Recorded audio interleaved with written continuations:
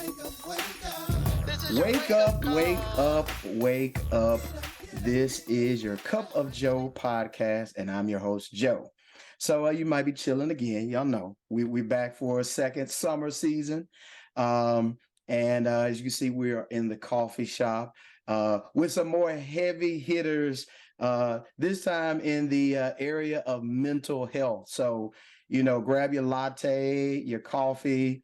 I don't know why I did coffee shop. I'm not a coffee drinker, but I do herbal teas. And my kids are like teenage old folks, so they sit and do herbal teas with the legs crossed and everything, talking about life. So grab whatever herbal tea, water, whatever you, and let's have some good conversation about mental health. So what we're gonna talk about today? Well, before I get into that, you all know Miss Gabrielle Williams. I don't know if it's LMTA. I don't know the N there. I'm so sorry if I want to get to the, because you earn those. You earn those. Miss Williams tell the people again where who you're with and everything. Absolutely. I'm Gabrielle. I'm a licensed marriage and family therapist, and I have a private practice called Soul Therapy, and that is local to Tuscaloosa. Yes, yes, Miss Gabrielle Williams, handcuffs, handcuffs, handcuffs. But we have a newcomer to y'all, but I've known her like all my life. This is a hometown friend of mine, schoolmate from the University of Southern Mississippi, Miss Shaquita Holmes, and she's been working in. She's gonna tell you about herself in the area of mental health. They all give a hand for our newcomer, the coffee shop, Miss Quita Holmes. Tell the people about yourself. Well, hi. I have been a therapist, a counselor for over 20 years.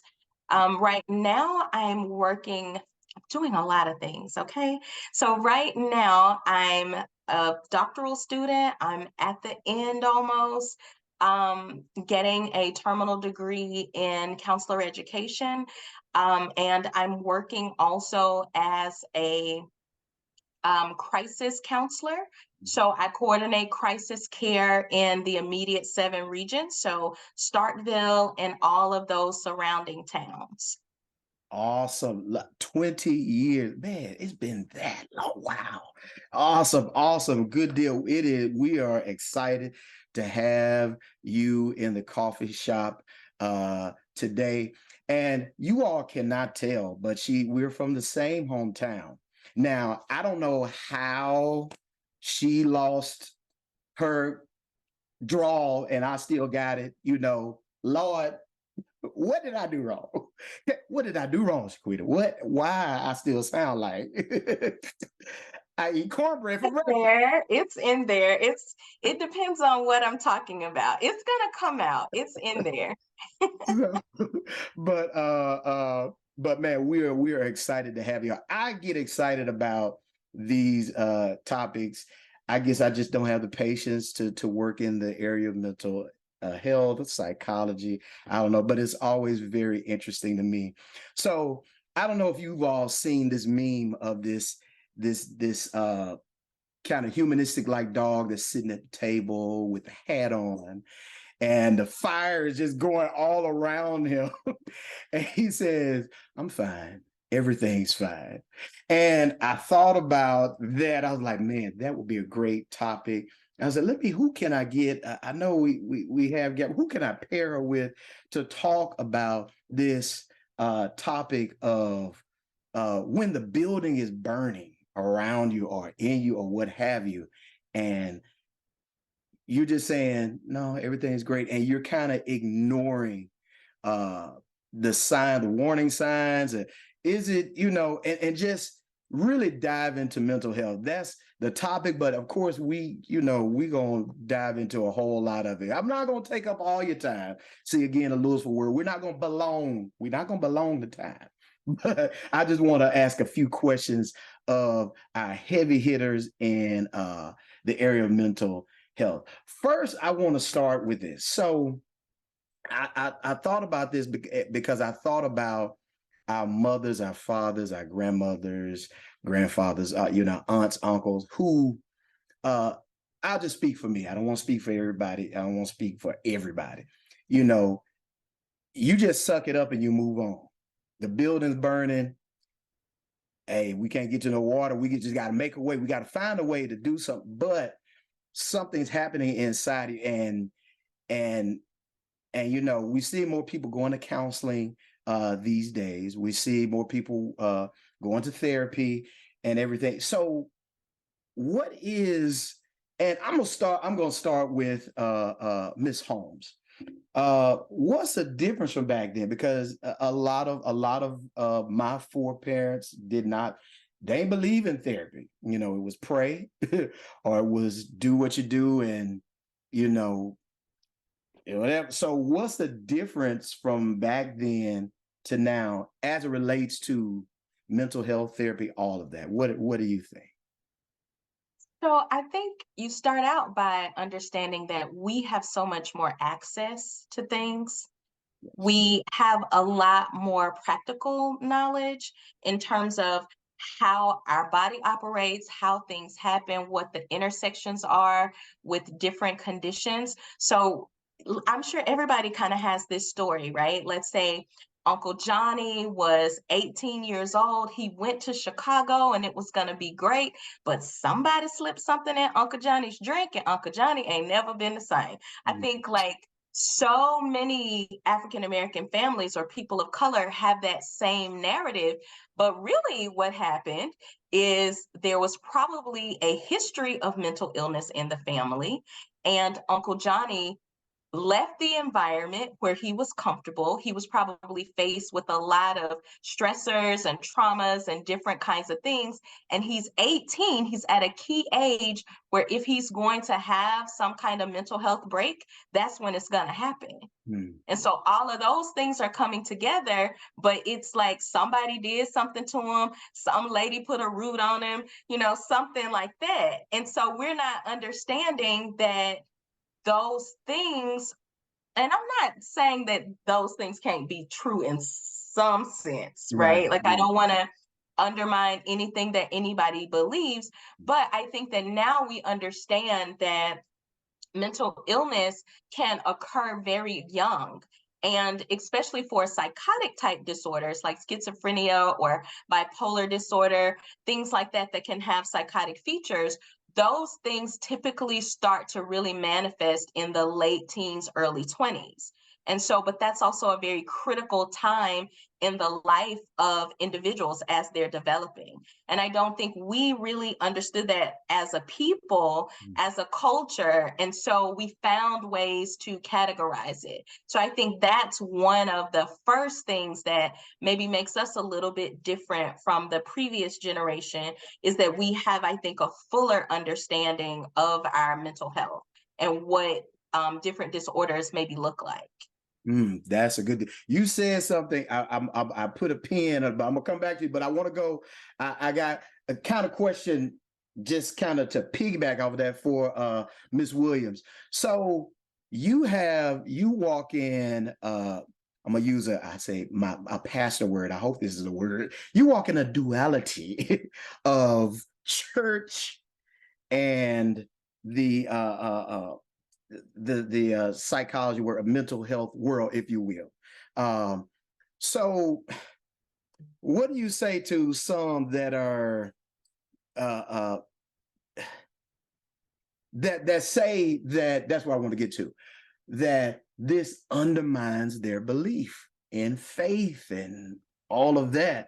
But I mean, you use it so, I mean, you like marry it so well. How do you get over that hump with someone? Absolutely. It's a challenge. And the primary concern is, how do I respect that both things can be true at the same time? Because you can love the Lord and have a relationship, and you can Mhm. still prioritize your mental health. Just as much as people love their faith and their beliefs, Yes. they still have to exercise and they have to eat a well balanced diet and they still got to go to work to make money. So faith is not a replacement for practical things we have to do to take care of ourselves. And so when you're trying to blend those areas, it's all about what's the balance there because Mm. I can't be so religious heavy or so faith driven that I ignore the fact that there's also a responsibility on my part.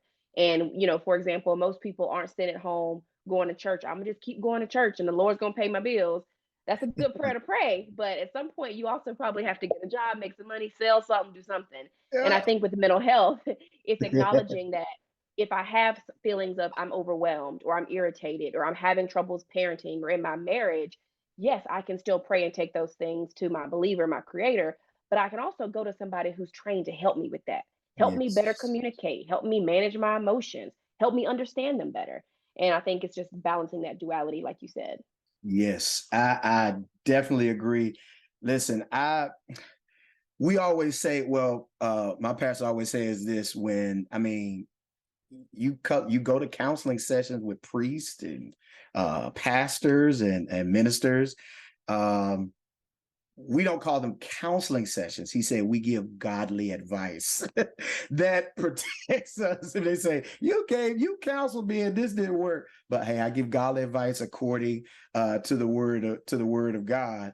And why not? We have two ladies on here that both, both have faith, and they also work. And I mean, that's why I'm excited about it. It's such an awesome kind of duality to walk in. But you said something, Miss Holmes, that I want to go. I guess I'm skipping ahead, but it's okay. We just talk. And again, yeah, Gabrielle knows if you want to, go, kind of go in, do what you do. So you said something about I think you said notice about age 18, notice about like your bipolar, schizophrenia, things like that. So what have you seen in your 20-year experience, the like is that something that happens from birth? So psychotic, I mean, is it a trauma? Talk about that for me, please. So, severe and persistent mental illness is a lot of my experience. Mhm. So, what is believed in terms of science is that these things are genetically linked. And if you really think about it, you can trace back really in families and you will be able to see it. You'll be able to see where this person in the family acted or behaved this way. Maybe we didn't have the word for it at that time, but typically these things are genetically linked and have been genetically mapped. So the belief is that schizophrenia in particular, since we're talking about that, and less like about 1% of the population is going to have schizophrenia. But when you see mental illness, for whatever reason, it's so glamorized and stigmatized. So it makes people really afraid, but people shouldn't be afraid.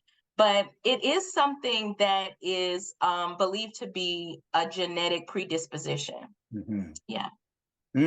Okay.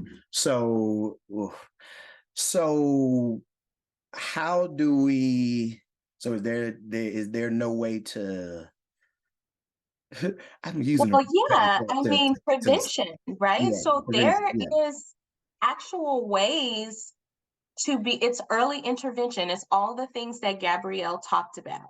It's these kinds of avenues, the things that you're providing for people so that they can be aware. So that you begin to learn what are the signs of some kind of early psychosis. What are the signs of depression? What are these signs? Because when you can start to see what these things are, then you can address these things. And the quicker you address something like this, the better it is for the person in the long run. So, for example, in our area, and I'm sure throughout Mississippi, there's a particular program called Navigate. And this program is for people 14 years old to 30 years old. And what it does is go out and try to actually find young people before they have a really severe psychotic episode to try to keep them from having this revolving door in terms of their mental health. to try to make sure that they can develop strategies for wellness so that they are not just perpetually ill. So there are ways to be able to prevent it from being such a devastating condition, but we have to have more knowledge.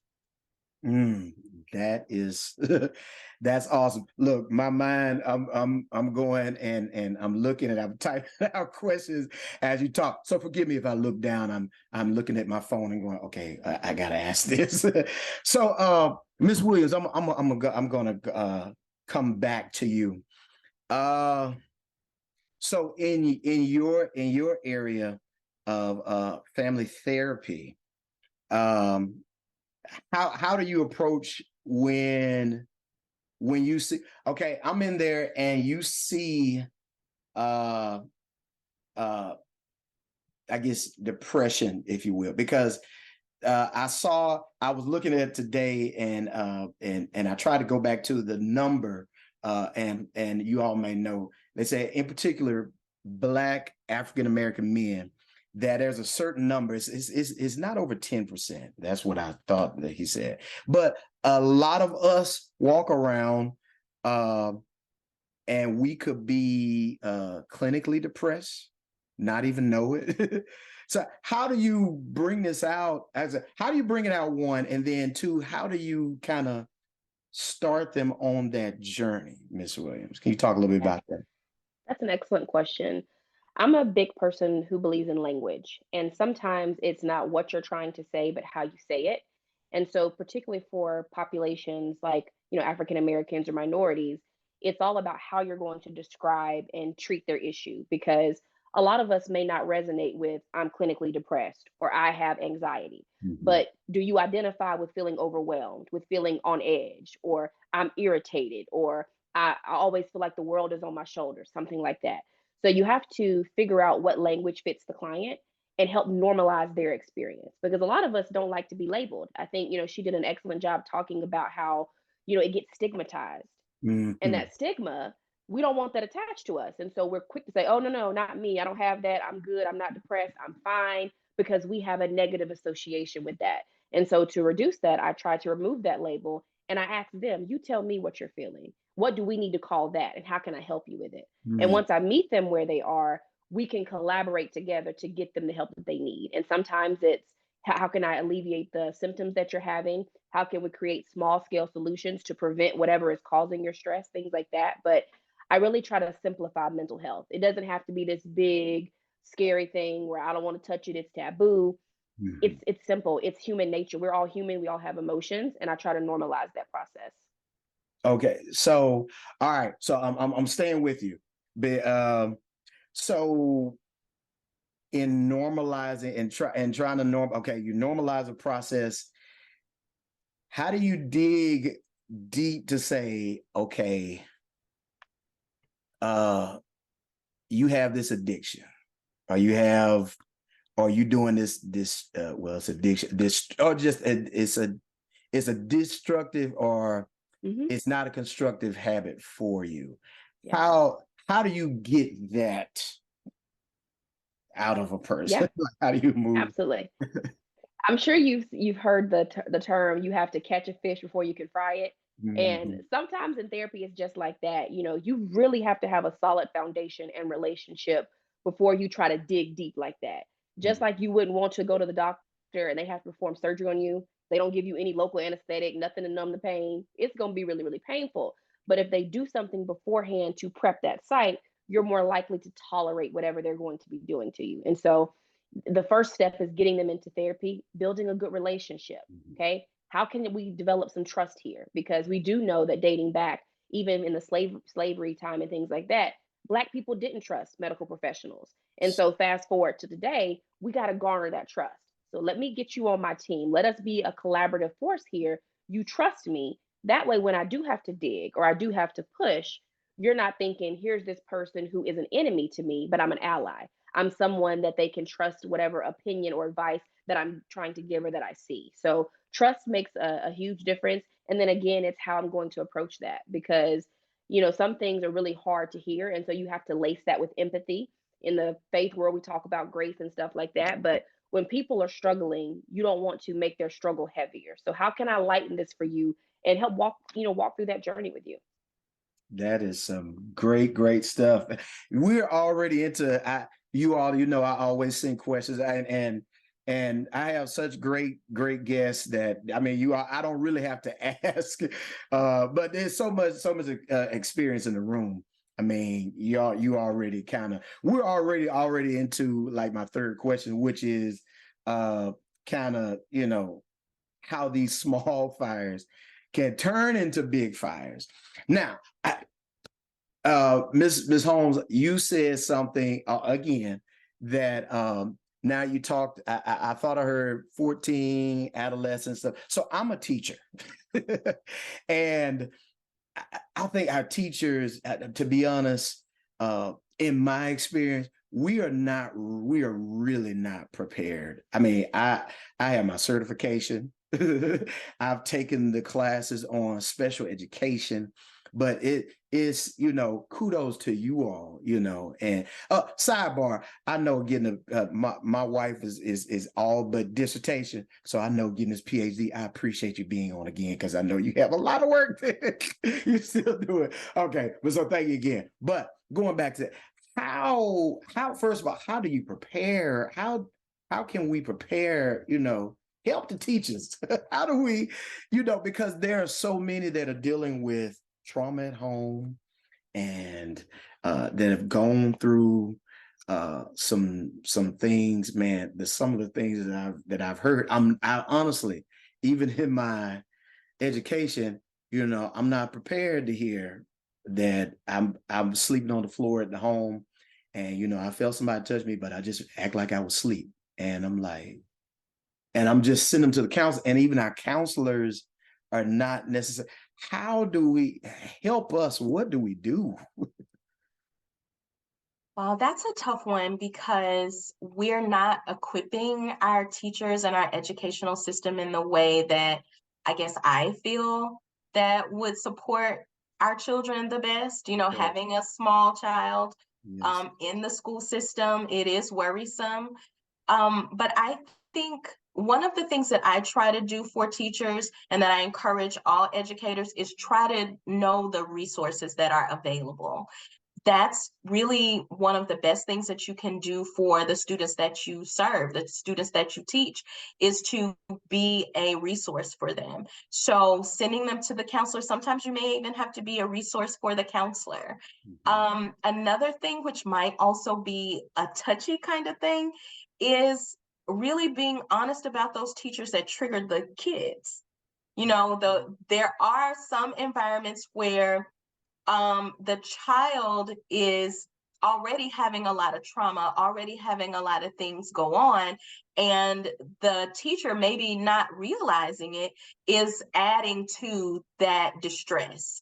And so I've just really tried to support teachers and empower them. Like, this is how you can have a conversation with Mrs. or Miss such and such about things that you've seen. You want to have a great collegial working relationship with people, but it can be very difficult when the you're seen maybe as the enemy if you're coming to tell them this is a problem with the way that you're but I think this works the best, obviously, when there are administrations where there's an open door, where there's a lot of wisdom in the way that they are addressing teachers when they're problematic.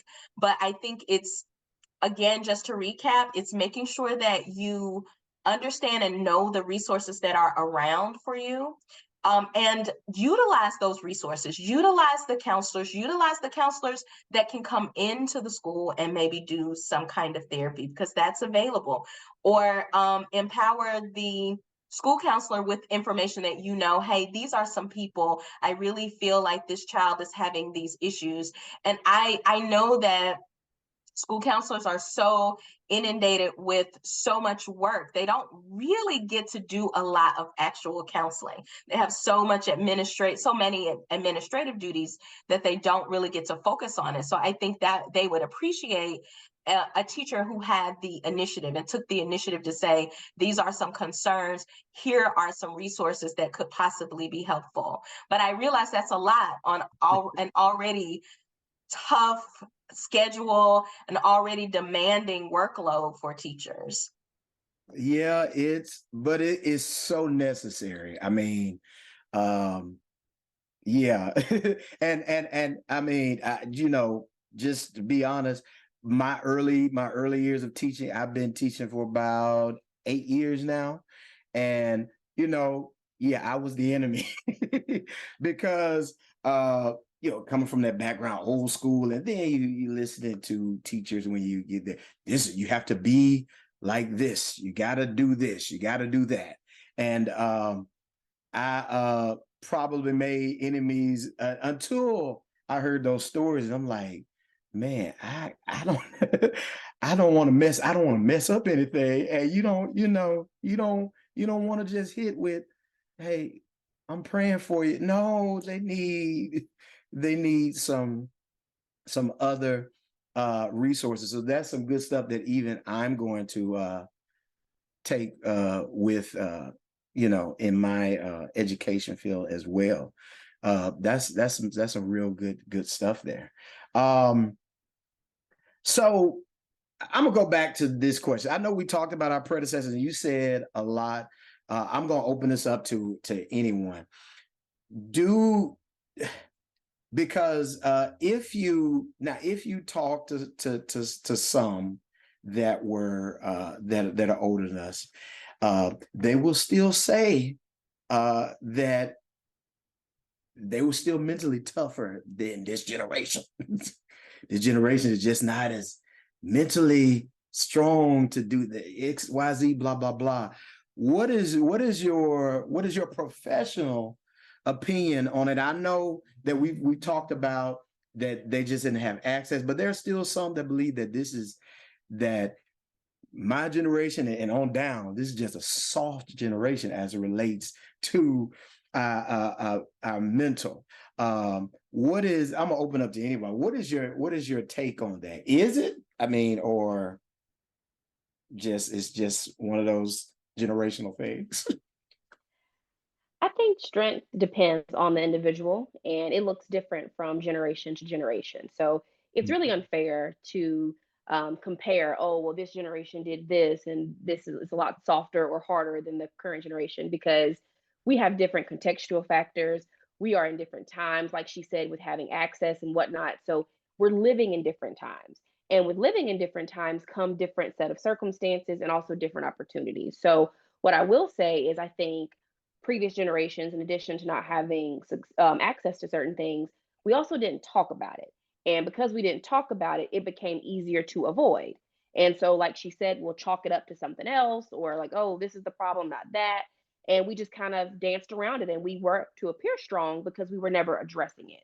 Nowadays, I think we have more people giving a voice to it. And so it gives this appearance of, oh, well, they're soft or they're always complaining about X, Y, or Z, when in reality, they're just more vocal. And so I think we are in a more vocal and visible time, especially with social media, because a lot of people find comfort in putting things on, TikTok or Instagram or Twitter. We're having more conversations. So I think it's less about stronger and weaker and more about more visible, more seen, more vocal, in my opinion. That's big. I mean, because in my last podcast, we were talking. This is I'm swinging it over to you, Miss Holmes. Uh, we were talking about this. This to me is a very strong generation. I did not have to live through COVID, and that was, I mean, as a child, and that was tough for me as an adult. We were talking, it was Father's Day, we were talking just for us mentally. She'll be back. But just for us mentally, there you go. All right. It was tough. So Miss Holmes, tell me, are you seeing more uh cases? Because I had to, me and my daughter, we had to have a talk, and my son, and because do you see some after effects of living in isolation for a long time and all that good stuff? Well, not good stuff, but Yeah, I think that children are, well, there are studies, that have been published about children being more depressed, more anxious, having more concerns, social emotional kind of concerns because of COVID, and maybe even some trauma related to COVID. So you have to think about families who lost loved ones and who maybe lost more than one loved one, or just this indirect fear that, am I going to get sick and what's going to happen to me? Like, I don't think we think about how trauma, specifically vicarious trauma, impacts children. So not that they are the one that's specifically having the the act is happening to them. They're not being maybe directly harmed, but because they're on the sidelines seeing it, they can also be traumatized. So for sure, the age of COVID and a lot of things, like think even about like during the protests and marches and things around Black lives, all of those things can be great things for children to understand in the right context, but can also be really traumatizing for them if they don't have the support to be able to understand what's actually happening. That is good. That, yes, I mean, you hit the nail on the head with that, because that was that started our conversation. Is, my daughter actually seeing the video, that was traumatizing. I mean, she said it. Hey, she was crying, and as a dad, you don't know what to do. Like, oh gosh, and she had to talk to someone about that, and going from that, I'm picking up from my other segment, and from that, she had her first C in life, and she got a C in a class. Well, until it was a C, and then later she got an A. But I mean, she just kind of, I'm tired of staying in. I'm tired of this and that, and we had to talk to someone. And I always say, I mean, I agree with both of you all, especially you, Ms. Williams, about this. This is an interesting time to live in for a young person. I don't know if I would have made it. I mean, yeah, yeah. So I have one more, and then I'm gonna give y'all a final statement, because I see as my bishop said, I see the runway. I'm gonna land this plane. But so y'all give me so much. But what I'm gonna go back to you, Miss Williams. What do people do? I'm gonna ask both of y'all. Start with you. That can adversely affect their counseling, their therapy, their walk, whatever process that you all as counselors, as therapists, put us on. What, starting with you, Ms. Williams, what can adversely affect that? Yeah.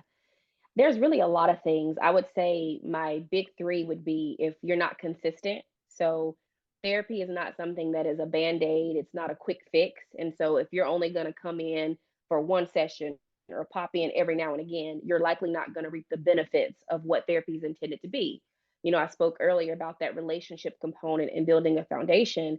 Without that foundation, it's really hard for any type of therapeutic value or house to be built. So you've got to be consistent, you got to show up, and to that, you got to do the work outside of session. And so if you have a therapist who is, really concerned and genuinely wanting to see your life improve and to get better, they're going to have you do some things, not just when you're talking to them, but the other time. Most therapy sessions are 50, 60 minutes once per week. That is not enough to overhaul your life and to get you on the path that you want. So you got to be dedicated to doing those things that they're asking of you outside. And that could be setting boundaries, taking care of yourself, making certain decisions to improve your life, things like that. And then lastly, which is kind of granted, is you got to be honest.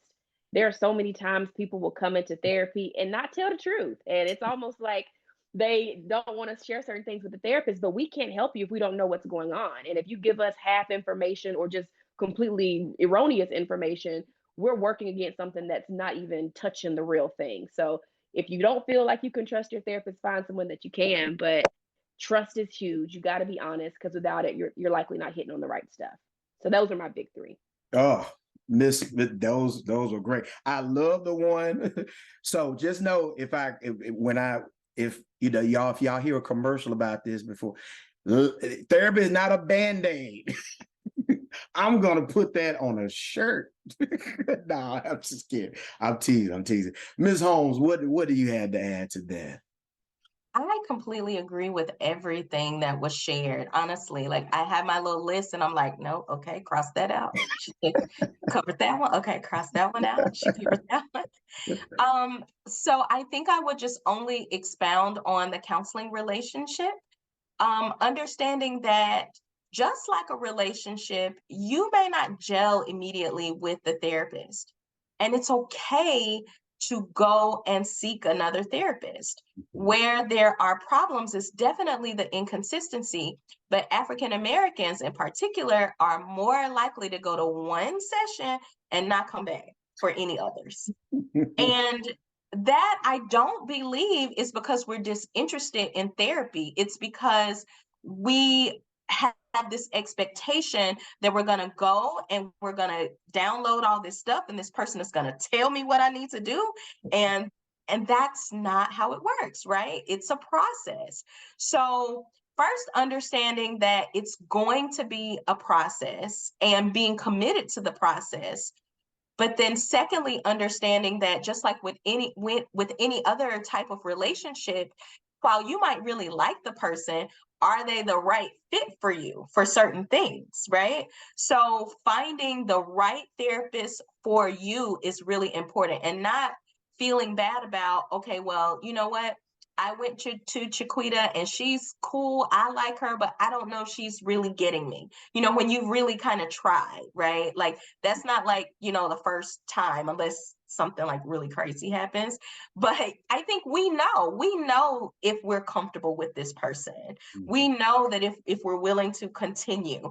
And sometimes, and even other therapists of color aren't always aware of the way that you really need to try to engage other people. And what I mean by that is, just because I'm an African American and you're an African American doesn't mean that I'm going to be the best therapist for you. So I have to be able to understand what cultural nuances are important for that person, and not just overall African American or Black culture or whatever the ethnicity is. Not just that overall thing, but what are the cultural practices that this person has within their family, within their life, within the things that really make them work. So without understanding that, then it's going to be very hard to form that relationship. And I think the other thing is making sure that you're for sure honest and that you can be accountable. Like being able to really receive what is being said. I think that counselors are really aware of the power dynamic. We know that people are coming to us for support and resolution. And so we're very careful about the way that we navigate and negotiate those things. And so you'll be asked in therapy a lot to be accountable for the things that you're experiencing, and or the things that are happening, and taking that accountability and doing that work on the outside. And I'll close with this. A mentor of mine said this to me when I was just really talking about this thing that was going on, what I needed to do in my doctoral program. And she said to me, well, Chiquita, don't be complicit in your own pain. And it was so like slap me in the face. And I just immediately was honestly convicted, because it was my overextending myself. It was my inability to not say no. It was my desire for perfectionism. It was me wanting to be the person to do all of these things, and I'm feeling stressed out and overwhelmed, but it was me. And I needed to first own that it was me so that I could develop skills to be able to change that so that I would have less stress. Wow. Awesome. Another quotable: don't be complicit in your own pain. That is great. That is great. Listen, I was going to say, do y'all have any final statements? But I think y'all open the church doors on those, on those right there. Listen, man. Listen, there are so many other questions. I will definitely have to ask y'all back for real because it's so. One of the things I heard from both of you all is relationship and being honest and being open and. One of the things that I hope, and you all correct me if I'm just saying it wrong. I don't want one of the things that I don't want, because I'm on Twitter, I'm on all this. I don't want people to see this as just a trend and not take it serious when they come in and they talk to you all and they don't, and that's what I kept hearing is man, hope is not, because I see it as a trend because I'll see the tweet. Man, I met with my therapist today. They said XYZ. I don't think your therapist wants you to be saying that on Twitter, but And so what I've heard to help me in my own life is when you have that counsel, when you is to be open, honest, and value that relationship. And that's been almost the thematic of the night. Ms. Holmes, Ms. Williams, thank you all for coming to the coffee shop. Do y'all have anything else? Thank you. No, thank you so much for having me, for having us. Yeah, thank you. We appreciate it. It was so informative. It was just awesome. And again, this has been I have to cut it off because I hear my coffee machine going off, my virtual coffee machine. So I want to again thank our guests, Miss Williams, Miss Holmes, Miss Gabrielle Williams, Miss Shaquita Holmes, again with some great stuff for our coffee shop audience, our Cup of Joe audience. And I have been Joe, and this has been another episode of Cup of Joe, and I will see you all later.